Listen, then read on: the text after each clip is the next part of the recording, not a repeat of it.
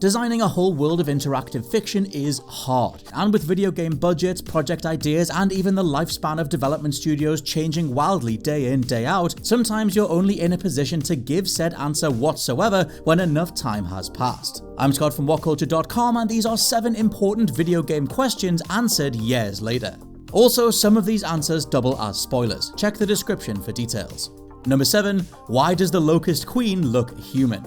Gears of War. Answered in Gears 5. The original Gears run was one hell of a thing. The innovative stop-and-pop cover system, the fact it was pushing furtive Xbox 360 hardware to the absolute limit just 1 year after release, and the fact we had a meaty world of humans versus the Locust hordes to get stuck into. Come the close of the first game, we were introduced to Queen Myrrah, a very human-looking leader of the monstrous Locust, whose origins or explanation the creators then totally avoided for the next decade. The reason was likely down to Gears creator Cliff Bleszinski leaving Epic after the 3rd title and middling spin-off Gears of War Judgment burying the IP. When Gears 4 came around in 2016 though, it too ended on the reveal of newcomer Kate finding a locket from her grandmother that just happened to be emblazoned with the symbol of the Locust themselves. Come Gears 5, it was time for an explanation, and playing as Kate we found out that Queen Myrrah was once a human who had been experimented on in a secret cog laboratory, because she had an innate immunization to the substance emulsion that was ravaging the core of planet Sera.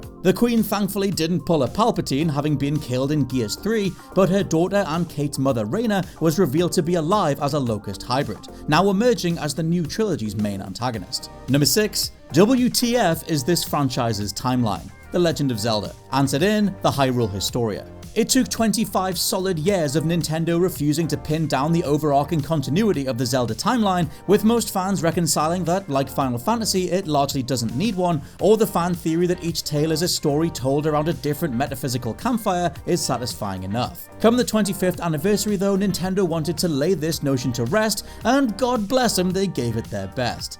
With 16 games to the Zelda timeline by 2011, the resultant official timeline managed to get its origins pinned down, going with easily labelled prequel Skyward Sword as a starting point.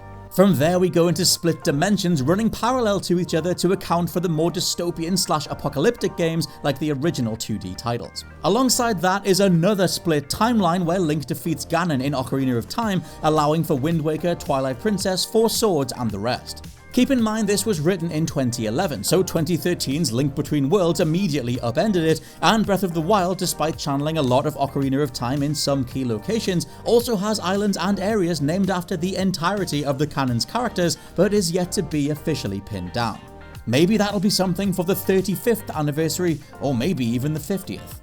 Number 5. Is Eli dead? Half-Life 2, Episode 2. Answered in a 2017 story leak and Half-Life Alyx.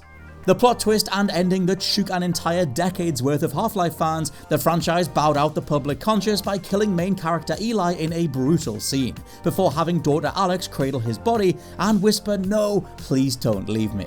Now we all know the rest as far as mainstream audiences go. Half-Life 3 was rumoured, debunked, rumoured some more, and debunked some more, until 2017 saw Valve writer Mark Laidlaw reveal what the story was going to be back in the day before Valve went in a different direction.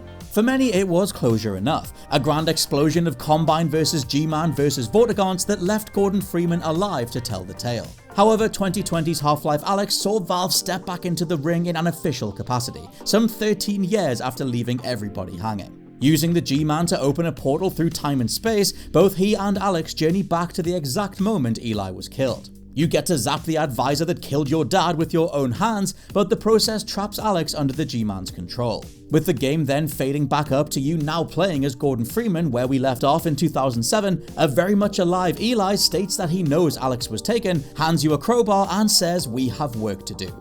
Number 4. Who are the Koopalings? Super Mario Bros. 3. Answered in a 2012 interview. What is it with Nintendo and their legacy franchise canons being all over the place? In Mario's case, there's precious little to even catalogue other than Princess Peach keeps getting kidnapped, intergalactic Queen Rosalina hangs out with the Lumas, and since 2011 Mario and the gang are totally furries. However, there was always a notable question mark hanging over the existence of the Koopalings. First appearing in Super Mario Bros. 3, this early incarnation had them listed as Bowser's children.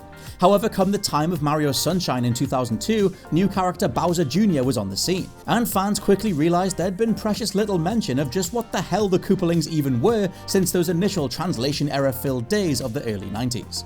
It would take another 10 years for an answer, but creator Shigeru Miyamoto noted in a 2012 Game Informer interview that the current story is that the 7 Koopalings are not Bowser's children. Bowser's only child is Bowser Jr., and we don't even know who the mother is. Not gonna lie, the eventual reveal and return of Mrs. Bowser will be one for the history books. Number 3. Is it the same Doomguy? Doom 1, 2, 3 and 2016. Answered in Doom Eternal. To continue the momentum from 2016's phenomenal Doom reboot, Eternal fleshes out the world of the Doomslayer and his various antagonist factions until we have an entire cosmos that fears and respects him. A large part of this is tucked away in optional text entries describing for the majority of the game that there was a being who survived being tested in various gladiatorial combat trials and who slaughtered all in his way. Towards the end of the story, you're shown the scene where Doomguy was brought to the alien makers, having been found exhausted on the outskirts of the city. It's here where the item he's found with is revealed to be the original Doom Marine's helmet, and the entire Doom canon stitches itself together perfectly. We can now say that the entirety of the Doom storyline is focused on one individual. A soldier who went down into hell to stave off a demonic invasion, stayed there to make it so, lost their mind in the process, and was dug up after being encased in stone in 2016's game. Doom Eternal is the Slayer finally revisiting the place that made him such a battle-hardened warrior in between the older titles and the new, and it's a masterful hand to play from id Software.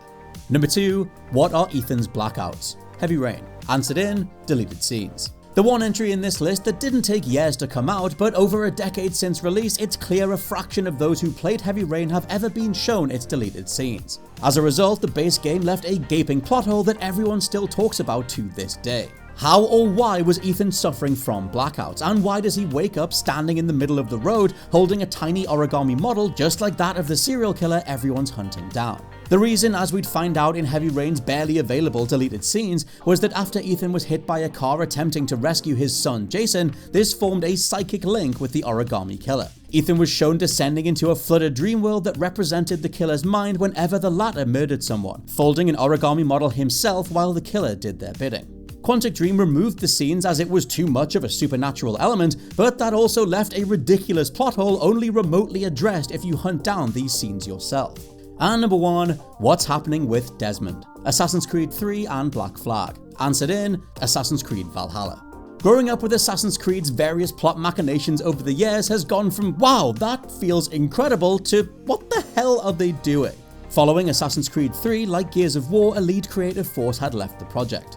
That man was Patrice Désilets, and though he rounded off AC3, saying the series was always planned as a trilogy, the reality going forward was money speaking a lot louder than artistic integrity. Thus, the show must go on, and Desmond's story, despite the character being killed at the end of 3, was dragged out across Black Flag, with Dez's corpse playing a key role.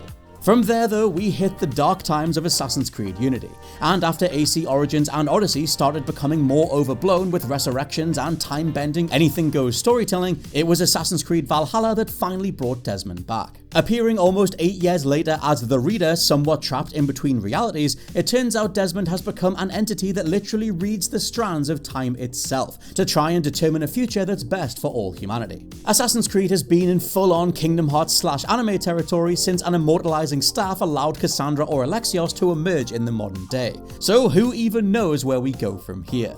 And those are just 7 important video game questions answered many years later. Let me know your favorites down in the comments below, and maybe there's some that I totally missed. Also, please check out the WhatCulture Gaming Podcast if you have time. For now, I've been Scott from WhatCulture.com, and I'll catch you soon.